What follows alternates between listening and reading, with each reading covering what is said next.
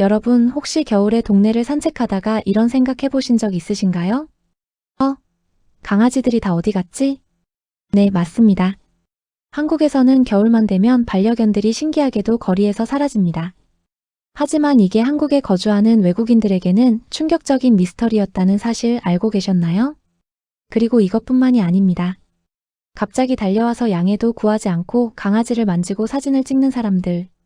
하루 종일 집안에서만 생활하며 배변 패드로 볼일을 보는 강아지들. 목줄 없이 자유롭게 돌아다니는 개들을 보고도 대수롭지 않게 웃어넘기는 보호자들. 한국에 거주하는 외국인들은 이런 모습을 보며 말합니다. 한국에서 강아지와 함께 사는 게 이렇게 힘들 줄 몰랐어요. 오늘은 우리에게는 너무나 익숙해서 당연하게 여겼던 한국의 애견 문화가 외국인들의 눈에는 어떻게 비치는지, 그리고 해외 선진국의 애견 문화와는 어떤 차이가 있는지 낱낱이 파헤쳐 보겠습니다. 이 영상을 끝까지 보시면 여러분은 아마 깜짝 놀라실 겁니다. 어쩌면 우리가 사랑한다고 믿었던 방식이 실은 반려견에게 가장 불행한 방식일 수도 있다는 사실을 깨닫게 되실 테니까요. 1장.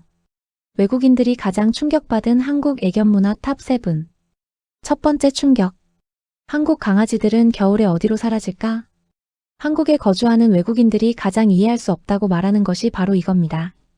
겨울만 되면 길거리에서 반려견을 거의 볼 수 없다는 사실입니다. 영국에서 반려견 행동 전문가로 활동하는 한 훈련사는 이렇게 말합니다. 한국의 반려견들은 겨울이 되면 모두 어디로 가는가? 이것은 한국에 거주하는 외국인들에게 진짜 미스터리입니다. 사실 답은 간단합니다. 한국의 많은 반려견들은 겨울 내내 집안에서만 지냅니다. 추운 날씨에 산책을 나가지 않는 것이죠. 하지만 외국인들은 이렇게 반응합니다. 반려견들이 겨울에는 실내에서만 지낸다고 말하지 마세요. 상상만 해도 끔찍합니다. 북유럽이나 캐나다처럼 한국보다 훨씬 추운 나라에서도 반려견들은 매일같이 산책을 나갑니다. 눈이 쌓이고 영하 20도를 넘나드는 날씨에도 말이죠. 외국인들에게 날씨는 산책을 하지 않을 이유가 되지 못합니다. 두 번째 충격. 하루 종일 집에만 있다고요? 더 큰 문제가 있습니다. 한국의 많은 반려견들은 배변 패드나 화장실에서 볼일을 해결합니다. 서구 외국인들에게는 이것 자체가 이미 낯선 풍경입니다. 하지만 그보다 더 충격적인 사실이 있습니다. 대소변 문제만 해결된다면 하루 14시간 이상 반려견이 외출 한번 하지 못하고 집안에서만 지낸다는 점입니다. 한 외국인은 이렇게 증언합니다. 이웃집에서 반려견을 키우는지조차 몰랐어요. 산책하는 모습을 한 번도 본 적이 없었거든요. 만약 가끔 짖는 소리가 들리지 않았다면 개가 있는지조차 몰랐을 겁니다.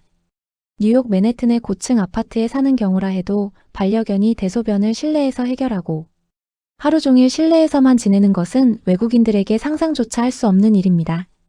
최근 통계를 보면 한국 반려견 가구의 59.3%가 매주 4일 이상 반려견과 함께 산책한다고 합니다. 하루 평균 주중 59분, 주말 1시간 24분 정도를 산책에 할애한다고 하네요. 하지만 이 수치도 다르게 보면 일주일에 3일은 산책을 하지 않는 의미이기도 합니다. 그리고 평균 산책 시간인 51분, 거리로는 2km 정도는 전문가들이 말하는 운동이 아니라 그냥 외출에 가까운 수준입니다. 세 번째 충격. 갑자기 달려와서 만지는 사람들. 한국에서 반려견과 산책하는 외국인들이 공통적으로 겪는 황당한 경험이 있습니다. 어디선가 갑자기 사람이 달려 나와서 보호자에게 양해도 구하지 않고 반려견을 만지거나 사진을 찍는다는 겁니다. 그럴 때 개가 놀라서 짖으면 사나운 개라고 인상을 쓰거나 이럴 줄 몰랐다는 듯이 깜짝 놀란 반응을 보입니다. 심지어 조용히 산책을 즐기던 반려견에게 다가와서 걷어차는 사람들까지 있다고 합니다. 한 외국인은 이렇게 말합니다. 반려견과 차에 타고 있을 때 차의 창문을 두드리거나 창문 틈으로 머리를 들이미는 사람들을 봤어요. 이건 정말 황당한 행동이고 많은 외국인들이 경험하는 일입니다. 네 번째 충격. 한국 사람들은 강아지에게 애정 표현하는 방법을 모르나요?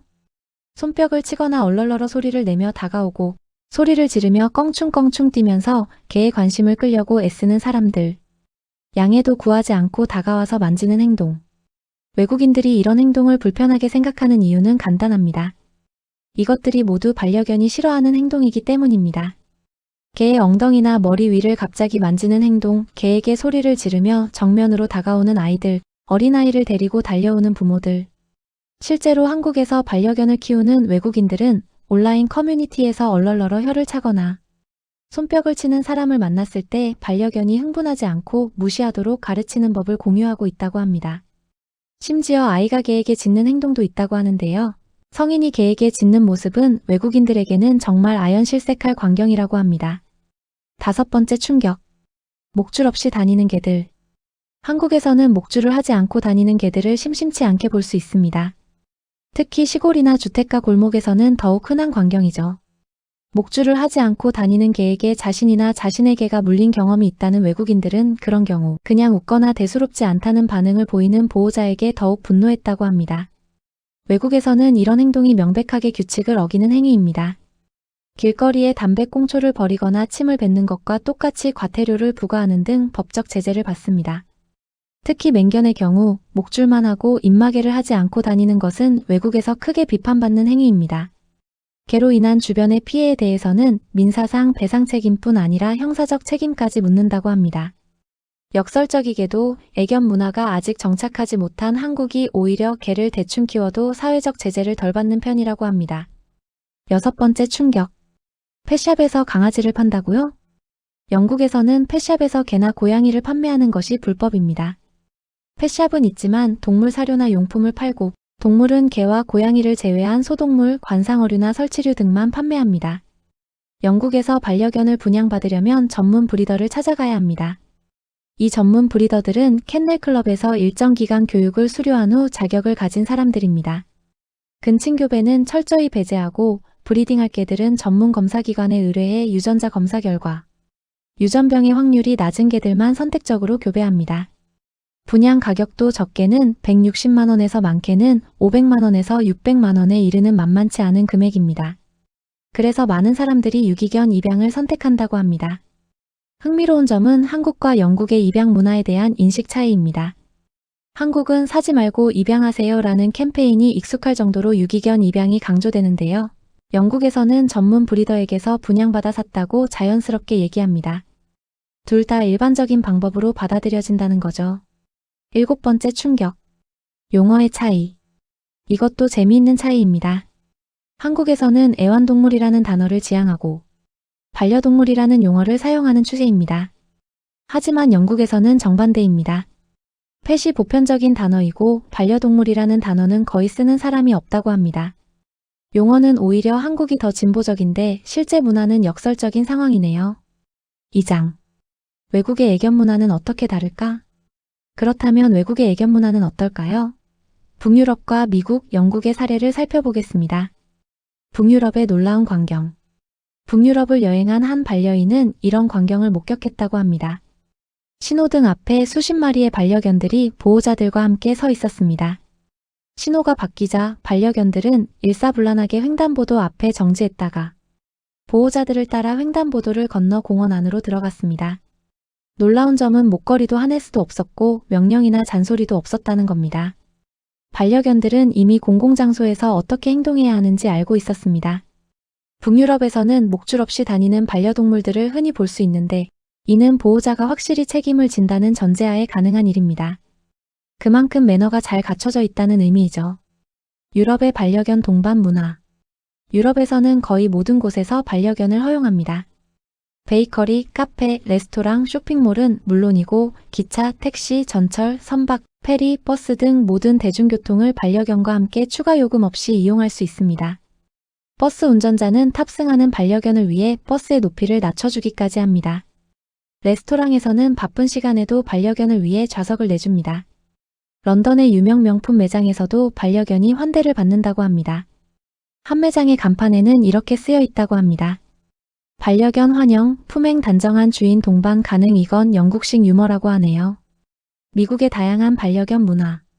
미국에는 반려견을 위한 다양한 문화가 발달했습니다. 첫째, 바쁜 주인을 대신해 개를 산책시켜주는 직업의 수요와 공급이 굉장히 활발합니다. 둘째, 반려견을 위한 장소가 다양합니다. 반려견 전용 놀이공원, 강아지들만 먹을 수 있는 음식을 파는 반려견 전용 푸드트럭, 반려견과 견주가 실내에서 함께 영화를 볼 수 있는 반려견 전용 영화관까지 있습니다. 셋째, 미국에서는 이혼 시 반려견 양육권에 대한 법도 존재합니다. 반려견을 자신의 소유물이 아닌 가족처럼 여긴다는 것을 보여주는 대목입니다. 1999년부터는 매년 1회 직장에 반려동물과 함께 출근하는 날을 만들자는 캠페인이 시작되어 20여 년이 지난 지금 약 300여 개 회사가 이 운동에 동참하고 있습니다. 아마존, 구글 등 약 10여 개 회사의 직원들은 매일 자신의 반려동물들과 함께 회사로 출근할 수 있다고 합니다. 영국 사람들이 더 남에게에 관심이 많다? 흥미로운 사실이 하나 있습니다. 한국 사람들은 종종 외국에서는 정말 남에게를 만지거나 예쁘다고 하면 안 되나요? 쳐다보는 것도 실례라면서요? 라고 물어본다고 합니다. 하지만 영국에서 반려견 행동 전문가로 활동하는 한 훈련사는 이렇게 말합니다. 체감상으로는 오히려 영국 사람들이 더 남에게에 관심이 많은 것 같습니다. 영국에서는 길에서 개를 산책시키는 사람을 1분에 1명 볼 정도로 흔합니다. 이때 개와 눈이 마주치거나 좋아하는 기색을 보이면 주인이 먼저 만져보라고 하거나 주인에게 물어보지도 않고 개를 만지는 경우도 있다고 합니다. 차이가 뭘까요? 아이가 있는 가족의 경우 아이의 안전을 위해서이기도 하지만 아이의 교육을 생각해서 먼저 물어보는 경우가 대부분이라는 점입니다. 그리고 공공장소에 데려오는 개들은 그만큼 사회화가 잘 되어 있어서 괜찮을 것이라고 생각한다는 거죠. 3장 왜 이런 차이가 생겼을까? 이런 큰 차이는 왜 생긴 걸까요? 첫 번째 이유는 주거 환경입니다. 한국은 아파트와 같은 집합주택이 대부분입니다. 실제로 KB 보고서에 따르면 단독주택보다 집합주택에 사는 반려동물의 비만율이 더 높다고 합니다. 운동량이 부족하다는 의미죠. 하지만 북유럽이나 유럽의 많은 도시에서도 아파트 생활이 일반적입니다. 뉴욕 맨해튼의 고층 아파트도 마찬가지고요. 그럼에도 그들은 매일 반려견과 산책을 나갑니다. 주거 환경만으로는 설명이 부족합니다. 문화적 차이. 더 근본적인 차이는 문화에 있습니다. 유럽에서는 반려인과 비반려인 그리고 동물이 함께 어울리는 문화가 자리 잡혀 있습니다. 반려동물이 일반인들과 함께 즐길 수 있는 레저나 공간이 다양하게 제공되고 반려동물과 함께 공감하는 자리가 많습니다. 반면 한국은 반려인과 비반려인이 서로 섬처럼 분리된 삶을 살아가는 곳입니다. 반려동물과 함께 즐길 수 있는 공간이 극히 제한되어 있죠. 실제로 KB 조사에 따르면 반려견 가구의 89.4%는 공공장소에서 비반려인의 패티켓 위반으로 인해 불편함을 느낀 적이 있다고 합니다. 반려견을 놀라게 하거나 겁주는 행동 허락 없이 만지기, 반려견을 향한 비난이나 욕설 등이 주된 이유였습니다. 교육과 준비의 차이. 외국, 특히 유럽의 경우 반려견을 키우기 전 교육과 준비 과정이 체계적입니다. 미국의 직장에 반려동물과 함께 출근하는 날 캠페인은 단순한 일회성 이벤트가 아니었습니다. 보호자와 반려견이 배우고 준비해 나가는 과정이었습니다. 그런 노력이 있었기에 일부 회사에서는 매일 반려동물과 함께 출근할 수 있는 문화가 실현된 것입니다. 영국의 전문 브리더 시스템도 마찬가지입니다. 유전병을 철저히 관리하고 근친 교배를 배제하며 건강한 개체만을 선택적으로 교배하는 시스템이 자리 잡혀 있습니다. 4장. 하지만 한국도 빠르게 변하고 있습니다.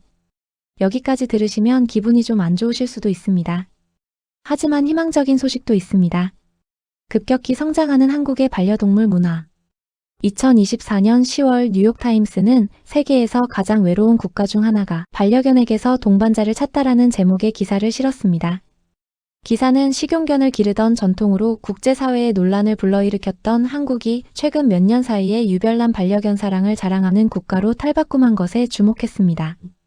현재 한국에서는 4가구 중 1가구가 반려동물을 기르고 있습니다. 2010년에 반려동물을 기르는 비율이 17.4%였던 것에 비하면 엄청나게 늘어난 수치입니다. 변화의 배경.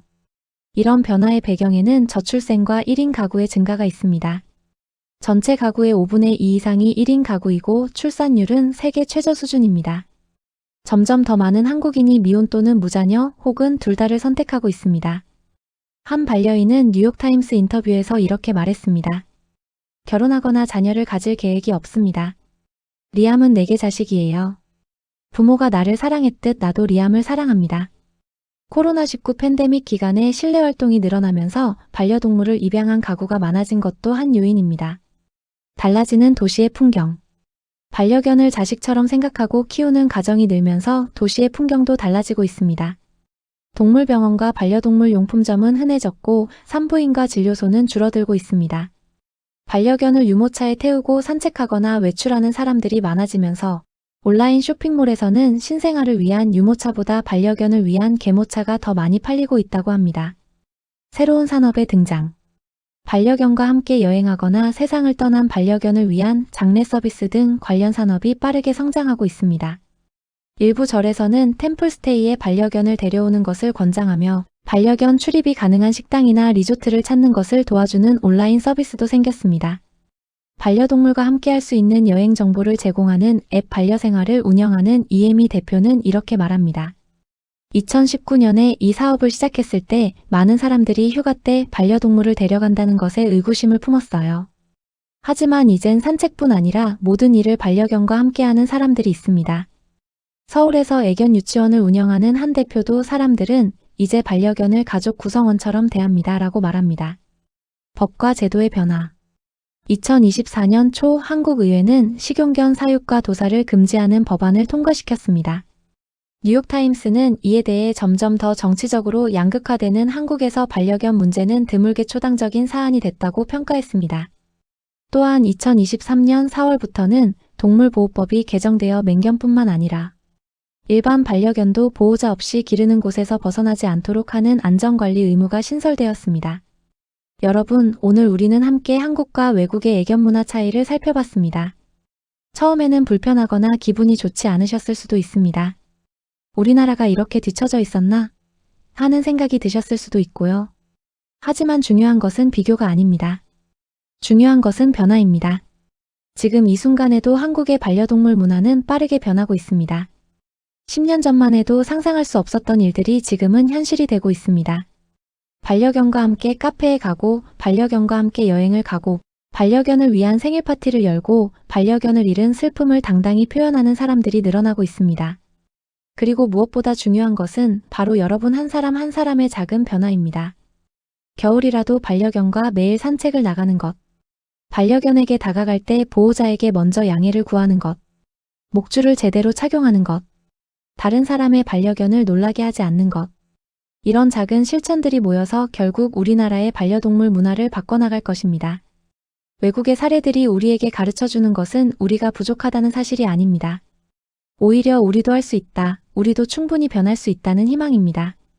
북유럽의 반려견들이 목줄 없이도 질서 있게 횡단보도를 건널 수 있게 된 것도 하루아침에 이뤄진 일이 아닙니다. 수십 년에 걸친 교육과 문화의 변화가 있었기 때문입니다. 미국의 많은 회사에서 반려동물과 함께 출근할 수 있게 된 것도 1999년부터 시작된 캠페인이 20년 넘게 이어져 온 결과입니다.